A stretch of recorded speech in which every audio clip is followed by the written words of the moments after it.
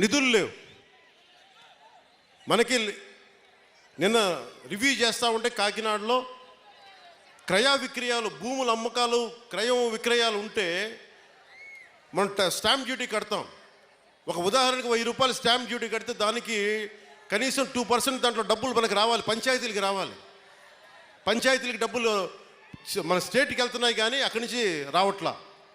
అందుకే పంచాయతీలో నిధులు మనకి కుళాయికి ఏదైనా కావాలన్నా నిధులు లేవు. ఏ మూల చూసినా నిధుల్ని అడ్డగోలుగా దారి మళ్లించేశారు.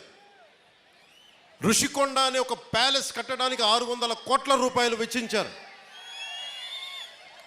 ఎవరుంటారు అక్కడ? గెస్ట్ హౌస్ అంటారు, టూరిజం శాఖ గెస్ట్ హౌస్ అంటారు. సరే, సంతోషం, అది మీ సొంత ఇల్లు కాదని మీ ఆర్గ్యుమెంట్ కూడా నేను ఒప్పుకుంటున్నా. ఆ ఖర్చు అవసరమా? అదే ఖర్చు కనుక కనీసం ఒక 25 కోట్లు ఈ రోజున పిఠాపురం కానీ ఏ నియోజకవర్గంకి ఇచ్చినా రోడ్ల సమస్య తీరిపోయేది, నీటి సమస్య తీరిపోయేది. డబ్బుని ఎలా ఖర్చు పెడతాం? మీ ఇష్టారాజ్యంగా ఖర్చు పెట్టేస్తారా డబ్బు? 30 లక్షలతో ఎవడన్నా సరే బాత్టబ్ పెట్టుకుంటాడు. ఎవడన్నా నేనే పెట్టుకున్నాయని. ఇన్ని కోట్లు సంపాదించేవాడు నేనే పెట్టుకోను.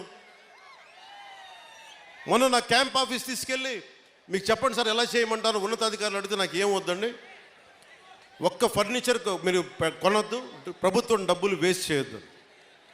ఎందుకు వేస్ట్ చేయొద్దన్నానంటే నేను కనుక ఒక 10,000 రూపాయలకి ఫర్నిచర్ కొంటే ఆ 10,000 రూపాయలు ఒక ఉద్యోగి జీతానికి వెళ్ళిపోతుంది.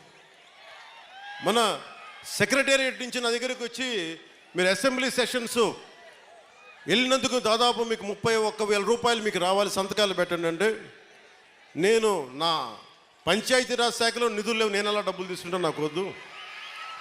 నేను చదివిస్తున్నాను, దీన్ని రెలింక్విష్ చేస్తున్నా. 30,000 నేను వదిలేస్తే ఒక ప్రభుత్వ ఉద్యోగికో ఒక కానిస్టేబుల్కో జీతాలకు వెళ్ళిపోతుంది.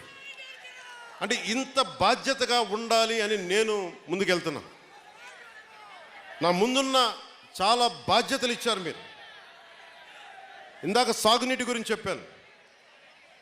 చాలాసార్లు వర్మ గారు, కృష్ణరాజు గారు, మన జనసేన నాయకులు అందరూ కూడా నా దృష్టికి తీసుకొచ్చింది ఏలేరు శుద్ధగడ్డ ఆధునీకరణ. ఈ దాదాపు పెద్దాపురం నియోజకవర్గం నుంచి కూడా దీనికి ఫలితం ఉంటుంది.